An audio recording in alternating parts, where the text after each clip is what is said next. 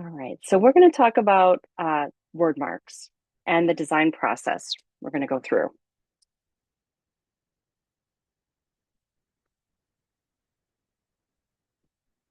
Word marks are also known as logotypes. They're logos that depict the brand's identity solely using type. Coca-Cola, Google, FedEx, Disney are all word marks. For a word mark to work well, the type needs to have a strong, defined character. It allows the mark to be distinct. If a neutral sans serif is used, then the involvement of a certain sign in the type, such as in the case of the FedEx logo, is necessary to make the word mark memorable. Here's an example of word marks. Some of them apply along with a icon or mark in addition, but even the word mark is unique, given even if it's with a mark, another mark. And looking at the types of different elements that you can see are used in this unique elements. So we think about how do we get to that point? We want to look to the past. You want to consider antique stores, estate sales, small town museums. If you dig enough, you will find design from lesser known designers from the past. You'll be finding and studying the work will make you a better designer. Never leaving your desk and designing from your computer will have you only looking for inspiration from modern day designers. Sites like Pinterest, Dribbble, Behance, Instagram will give you looks and elements and design from existing contemporary designers, meaning that if we're all just copying contemporary designers, then all of our work will be homogenized. Nothing will be new, nothing will be interesting, nothing will be experimental. Here's from Alan Peters' books, Logos That Last, some of his inspiration he shares. He looks at unique ways to customize typography. Excuse me. Usually, the subtler is the more he likes it. Currently, the trend in logo design is to go as minimal and lifeless as possible. But custom typography is a breath of fresh air. It helps give your design a story, making it more memorable. And so these are some of the things. What he does is he goes out to antique stores and estate sales and thrift stores and finds a thing. He doesn't necessarily buy it. You can see his hand in a lot of these pictures. He just takes a photo of it on his phone. So he sees something with interesting type and he takes a photo of it. Here's some more. So you can see he finds something like, look at the fantastic Fitzpatrick here, or this Monroe, or the famous Sinclair. Like you can see all of these different, this motor tonic tune-up. Like there's so many fun things to kind of enjoy. Well, I find myself doing this too. So here's an example of a trip I took to Petoskey's Brewing, which is home to the ABA National Brewing Museum. I went there a few years ago and I was just in awe of all the amazing typography on all of these beer promotions. I am not a beer drinker at all, but I love design. And this museum was just chock full of fantastic design from a bygone era. So here's an example of just all of the images I took at this museum that just I found so inspirational. I love this Fritz brew served here. I love this Acme in cans. I mean, there's just so many amazing type examples. This gold label beer, I don't know. I just fell in love. And then even on the bottom, this is kind of a shot of all the neon signs they had as well for beer. So you can find inspiration anywhere. If I ever find myself designing something that needs to have for beer or German influence or some kind of element that might be inspirational, I have these images to kind of reference for. I don't know when I might use them, but I just was amazed by them. So wherever you go, even though you might not know exactly where you might use this, start keeping a diary of things you see out in the streets, out in the wild when you're out and about. So let's talk about that design process. So research, this is the phase you just completed or you're in the process of completing. Who they are, what they do, and what makes them different. We want to look at the personas. Who is our target audience?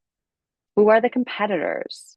We're going to do what we're doing now with SWOT analysis, understanding um, the, the the triggers that make this product unique.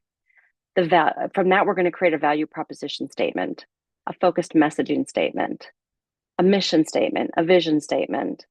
And then we're going to start putting some graphics and themes together for mood boards. Like, what is this all saying to us? What's coming to mind? What are those first thoughts we're having? What are coming to mind? Our goal is to define the unique selling point. The unique selling point is what differentiates a brand from its competitors and what ultimately gives its competitive advantage. The key to defining this advantage is by asking the question, why would the target audience choose this brand over others? Understanding that is critical as we move into the next phase, which is the sketch phase. This is what we're going to start this week. We want to think about what visual attributions come to mind. Make a list of nouns. We're going to compile a list of 15 or more nouns that can help you identify the subject of the brand mark. Once you have your noun list, you're going to research imagery for inspiration of the mark. We're going to use these images as reference when we sketch. So let's just refresh our minds. What is a definition of a noun? A noun is a word that refers to a thing, like a book, a person, Noah Webster, an animal, cat, a place, Omaha, a quality, softness, an idea, justice, or an action, yodeling. It's usually a single word, but not always. Cake, shoe, school bus, and time and a half are all nouns. So we want to think about first part before we get started is that noun list. And you want to do 15 at least. You can definitely do more or less. I mean, try not to do less, but you want to try to get as many in there as you can. And then start sketching.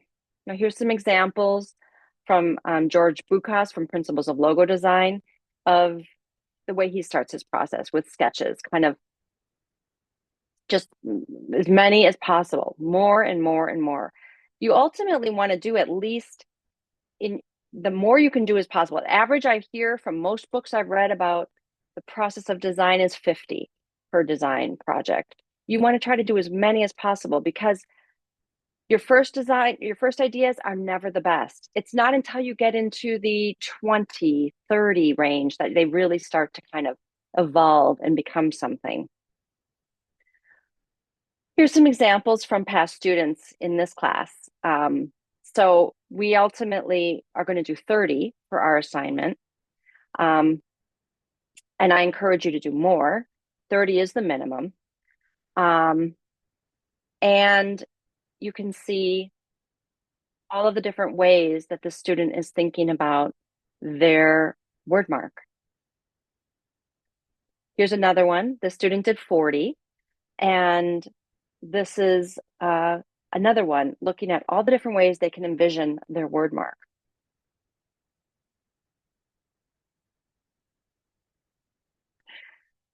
After you choose, we're going to choose 12 hero sketches from our overall list. And we're going to import them into Adobe Illustrator. We're going to stay working in black and white. Notice there's no color.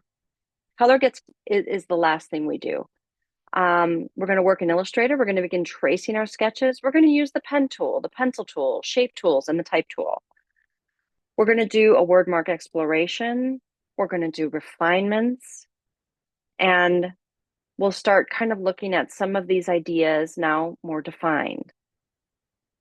You know, now that we can look at them a little tighter, we can get through these quicker because now they're vectorized.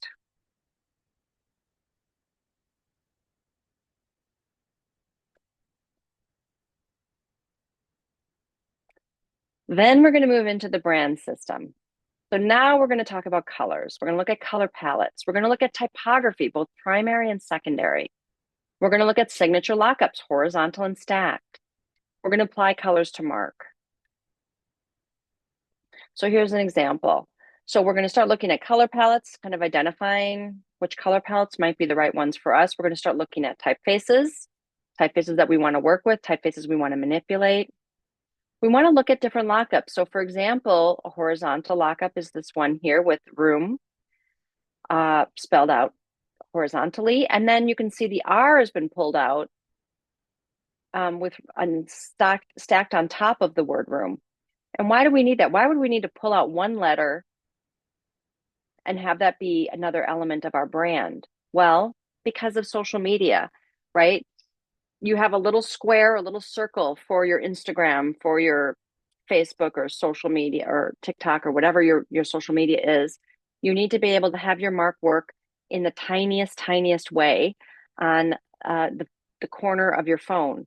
So we need to have an element of every word mark have a single letter that works like a monogram for the applications that are going to be digital. Here's another example. This is for Privy. And you can see here's some of the color palettes, much more subtle. This is a much more like high-end fashion brand. Here it is as the full word. And then here's just the P by itself and how that looks and how that would work. And then looking at the words and all the different colors. So lastly, once we've done that and we've kind of determined all of the elements that are going to go into this brand system, we're going to create a brand group, a brand book, also referred to as a brand guide, a visual identity guideline, a brand manual, a style guide, a brand identity book, or brand toolkit. Those are all the things saying the same thing. It's an official corporate document that explains the brand's identity and presents brand standards. Some brand books are focused exclusively on the design aspects, while others include a company overview and communication guidelines as well. It just depends a lot on the scale of the company, right? It's different if it's like the deli down the street or Coca-Cola. But why are brand guidelines important? Well, they are the primary reason for having a brand guideline is consistency. When you don't have rules, every designer and every marketer will present their ideas in whatever way they see fit. So here's an example of a brand guideline. And actually, I wanted to share with you something that actually came up for me yesterday. Speaking of brand guidelines, is every identity design I do, and I give my clients a brand guideline. And sometimes they work with me to do all aspects of their marketing, and other times they work with other people. And that's what the brand guideline is for. It's so that when I design a brand, I give them this guideline, and then whoever they work with, they give it to. Well, I had an issue yet last night, actually, that end of day yesterday, where a client came to me and said, Amy, can you take a look at our website? They had someone else design the website, which is totally fine. They had already been working with them. They've worked with in the past. And they gave my brand guideline. And I had designed mock-ups and a lot of elements for the website for their designer to use. But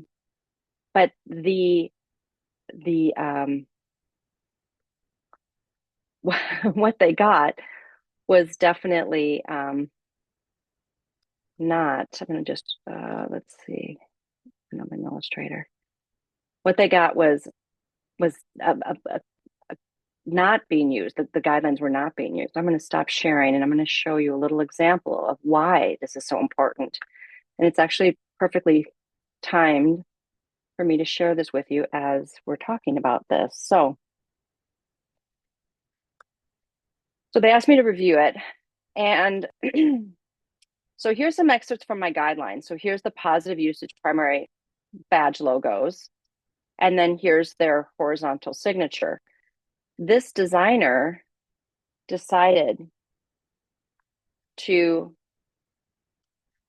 take the badge logo and then put just text next to it for the name of the company versus using this designed horizontal lockup.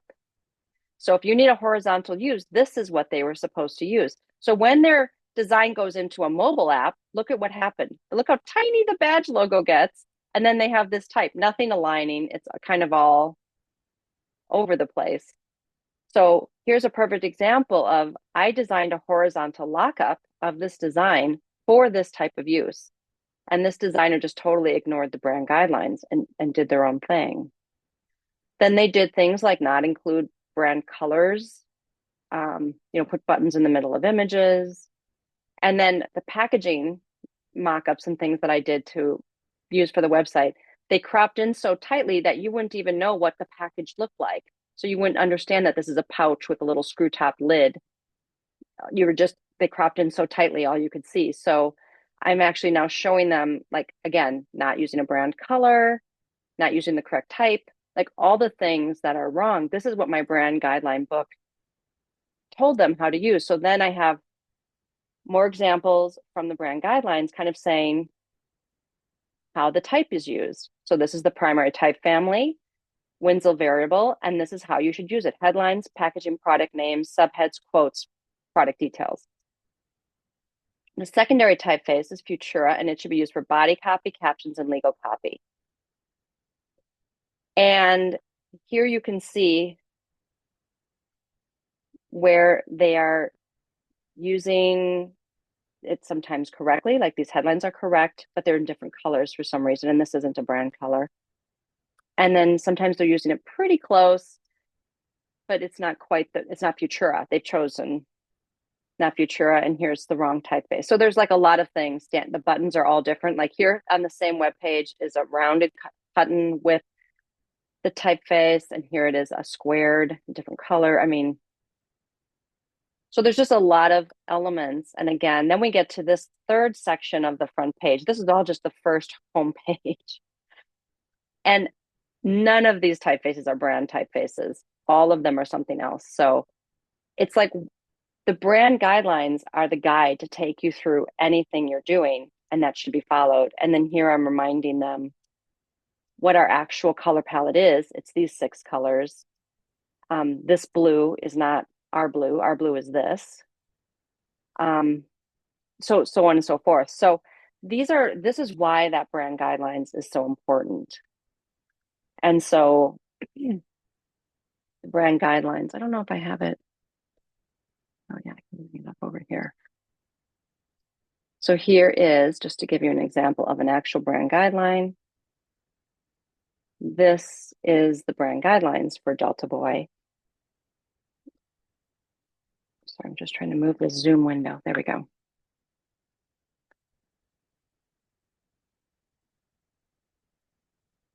Okay, so here's the brand guidelines for Delta Boy. And it talks about what the brand is, and the importance of a brand. It's a promise your company can keep in every marketing activity, every action, every corporate decision, every customer interaction. And then it talks about, is our logo our brand? What's the key? The Delta Boy CMOS logo, what it entails.